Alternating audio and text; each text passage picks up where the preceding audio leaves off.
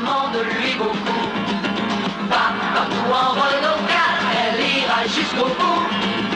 Et sur tous les terrains, elle ne te refusera jamais, jamais, jamais rien. Elle ne te refusera rien.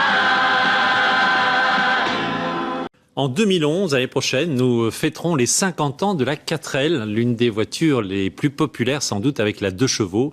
Et nous sommes nombreux d'ailleurs à avoir gardé quelques souvenirs de cette voiture taillée à la serpe. D'ailleurs, on en voit toujours sur les routes, même si elle n'est plus fabriquée depuis 20 ans maintenant. Pascal Boulanger et Alain Samfederowski sont allés chez un collectionneur de 4L du côté du bassin d'Arcachon.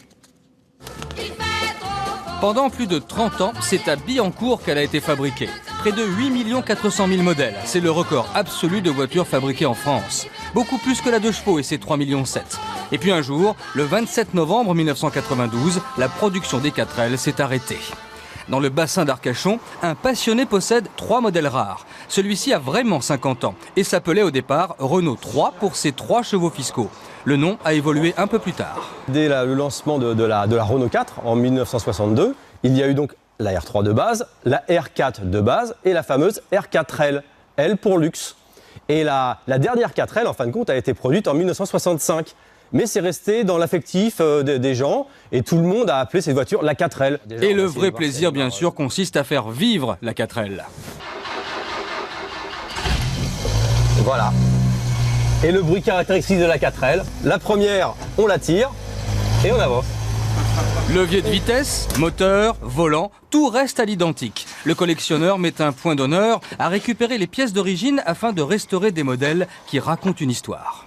On a voulu un petit peu embourgeoiser la Renault 4 en faisant une version un petit peu spéciale qui avait ce haillon, alors qui rappelait l'Amérique, donc qui était équipé d'une petite vitre qu'on pouvait descendre et on ouvrait le haillon comme ça. Voilà. Dans le bureau du collectionneur, toute une époque. Les voitures miniatures, les parisiennes. Ne fais pas le bonheur. Tous les objets, les documents, les photographies qui nous renvoient au début des années 60. La 4L a séduit la gendarmerie, la poste et d'autres institutions. Aujourd'hui, elle suscite des rassemblements en tout genre. Les propriétaires ont créé un club national pour la faire accepter comme voiture de collection. Ce qui joue en défaveur de la 4L, c'est qu'elle fait encore trop partie de notre quotidien. Et donc c'est vrai que les gens ne reconnaissent pas cette auto comme étant une ancienne finalement, alors que sa conception va faire 50 ans l'année prochaine.